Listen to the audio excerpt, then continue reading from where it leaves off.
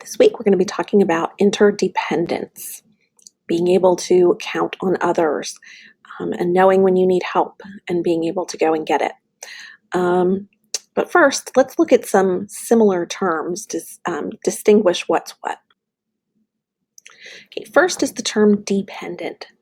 Dependent means that you are completely relying on someone else or others for everything. Okay, think about your tax papers when it asks you how many dependents. We oftentimes refer to children as dependent on their parents or guardians to take care of them, feed them, clothe them, and whatnot. Then an independent person is somebody who doesn't count on anybody for anything. They do all of their own everything by themselves. Interdependent is sort of a nice in between where you know when you need help and you know when to reach out for others to help you in meeting your goals. Codependent is a term that we often hear associated with addictions. Someone who's codependent is in a relationship with another person, and the relationship basically defines who the people are. So let's say you have somebody who has an alcohol problem and somebody who allows them or enables them to be an alcoholic would be a codependent relationship.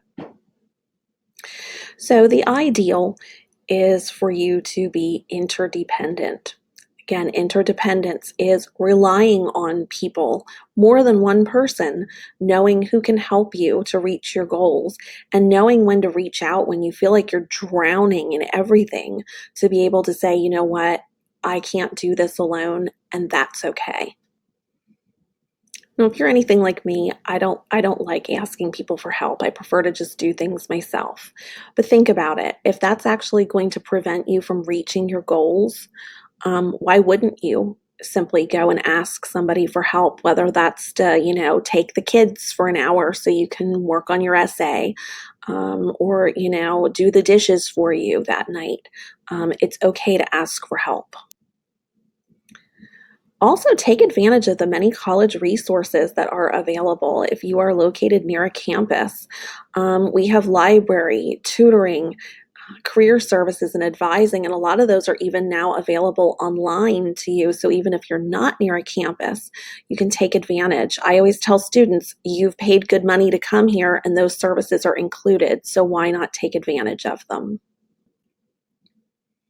And also, it's a good idea to connect with classmates. That way, if you do have to miss a class or it's a difficult topic that maybe you want to create a study group or something, not only will it help you to make friends, possibly even some, lifelong friends, but also just to help you get through the semester as well.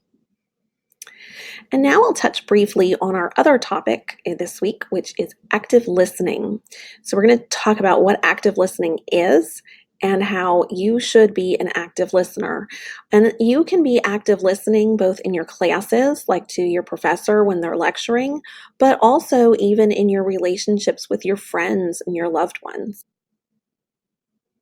So in order to be actively listening, you are listening to understand. Be silent, don't interrupt. Ask questions for clarification.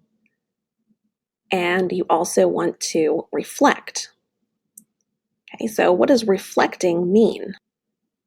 Reflecting means basically saying back to the person what they just said. So if my friend is sharing with me a problem that she's having, I'm listening to understand, I'm being silent, letting her talk, asking questions, and then I'll say something like, okay, so if I am hearing you correctly, the problem seemed to start after dinner last night, or something like that. One important thing to keep in mind when you are engaged in active listening, you are not giving advice. So being an active listener is not, agreeing with or saying, oh my goodness, you're right, your boss is a terrible person. It's not, you shouldn't be judging in any way, shape, or form. You're simply listening and reflecting back what the other person has said. Active learning is just really half of a good communication soft skill.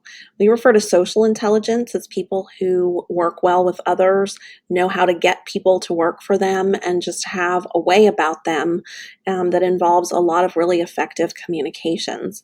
There's a lot of research that shows that people who are more socially intelligent tend to be more successful in their careers. So think about those things this week as you take care of your reading and your activities. Remember, you will always have to deal with people, so being an effective communicator, a good listener, and knowing when to reach out for help is going to help you to be more successful.